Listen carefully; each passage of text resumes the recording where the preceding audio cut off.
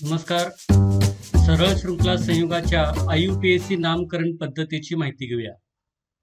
IUPAC नामकरण पद्धतीमध्ये 3 पायऱ्या आहेत. पहिली पायरी सरळ शृंखला संयुगाचे रचनासूत्र लिहिणे, कार्बन अणूंची संख्या मोजून जनक अल्केन शोधणे, जनक अल्केनचे नाव इंग्रजीत लिहिणे.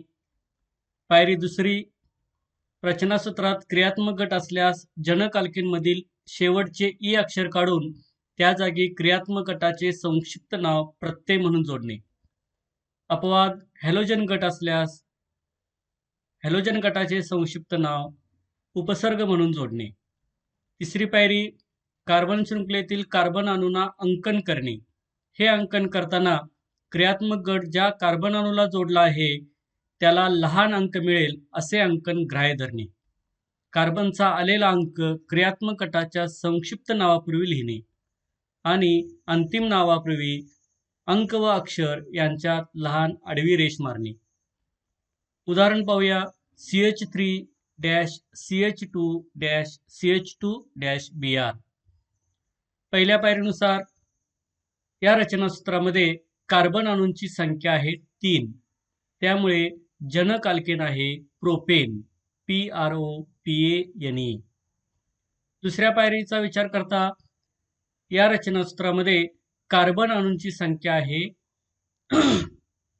दुसऱ्या पायरीनुसार या रचनासूत्रामध्ये क्रियात्मक गट आहे ब्रोमीन, म्हणजेच हा हॅलोजन गट आहे. त्याचे संक्षिप्त नाव ब्रोमो असे आहे.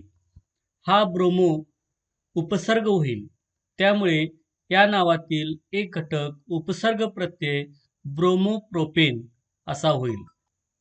तिसऱ्या पायरीनुसार या रचनासूत्रातील कार्बन अणूंना अंकन करू. सुरुवातीला उजवीकडून डावीकडे अंकन करू. त्याचप्रमाणे डावीकडून उजवीकडे सुद्धा अंकन करू.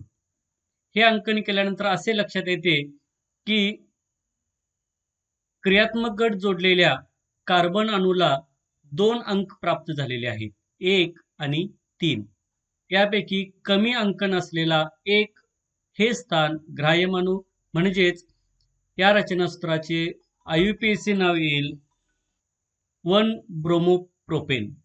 म्हणून CH3-CH2-CH2-Br या रचनासूत्राचे IUPAC नाव आलेले आहे 1-ब्रोमोप्रोपेन.